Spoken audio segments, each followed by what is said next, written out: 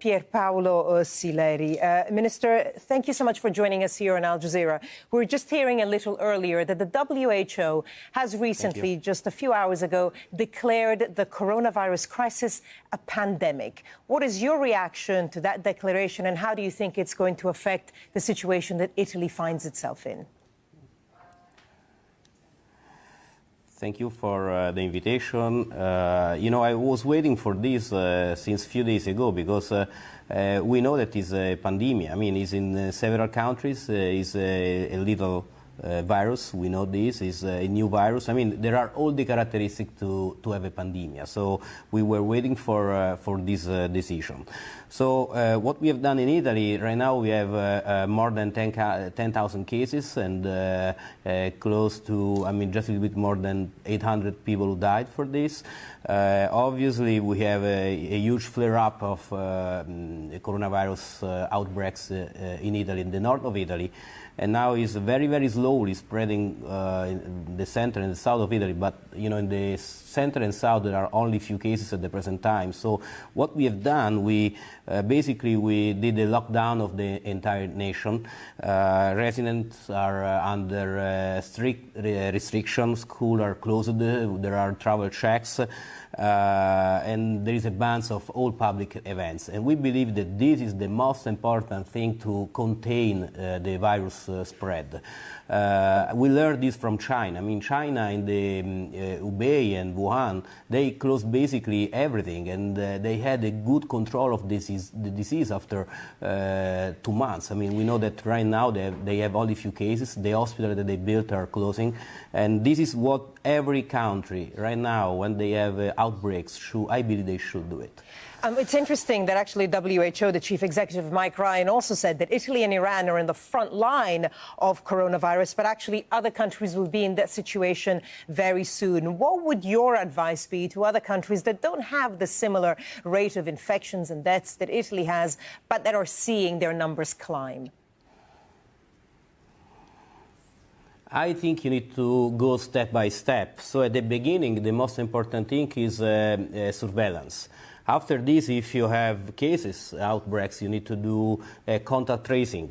After contact tracing, you need to check how many new cases you have. And if you see there are outbreaks that are not under control, you need to close that area. I mean, you start with the area where there is no control, and then you may extend this area. We did this in Italy. In the north of Italy, we had 2 outbreaks, one in Veneto and the other in Lombardy, and we did close 2 areas. So one was a very little town of 3,500 people, and the other more than 55,000 people. And from there, then we had to extend the area, and this will slow down the virus spread. And do you know if it's worked yet? Do you know if the virus spread has actually, if that containment, if preventing people from moving around in parts of the north, especially where the lockdown had been in place for a while, has that worked so far?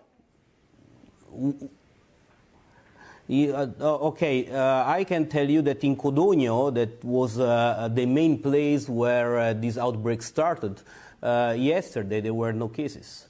So no doubt that this is the only way to contain and reduce as much as you can the virus spread. I mean, I believe that cannot be zero, but you can slow it down so well that then you cannot have your health system under pressure like we have right now in the north of Italy. I mean, if you can contain this wave, obviously you will have less admissions, less ICU stress of number which is of beds, what a lot of the so European countries right now are worried about. A final point: do you feel that Italy has had enough support, especially from its European Union partners, in dealing with this? Or do you think news that have leaked out, for example, the fact that protective gear that medics use and that stocks are running low in Italy is not being sent over by other countries?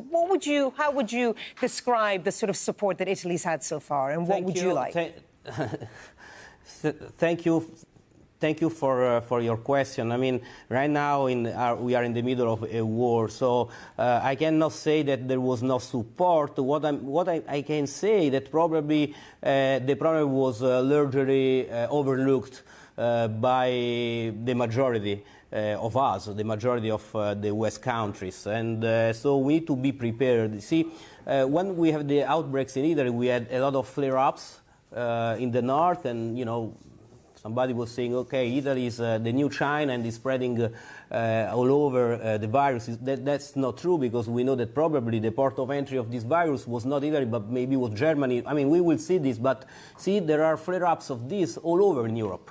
And now, even in the United States, you know, with new cases with no patient zero, so nobody will track how the virus arrived there. I mean, this is a worldwide problem. So two things, mainly two things to do. First, mitigation, closing things. And the other thing, be prepared with your hospital and ICU with beds and machine and medical doctors and nurses and whatever. Be ready with this, because this will stop the wave, and on the other hand, will treat the patients. It's a mild disease, we know this. I mean, it's a disease that in 80-85% of the cases is very mild, but there is a 10-15% that may require hospitalization, and among those, a 5-10% may need hospital admission with ICU bed, especially in Italy. In Italy, we have a 7% of the population that is more than 80 years old, so this may explain also the number of deaths we had. Absolutely. Pierpaolo Sileri, Italy's Deputy Health Minister. We look forward to hopefully speaking to you again so that you could give us an update on the impact of the travel restrictions applied to Italy. For the moment, thank you.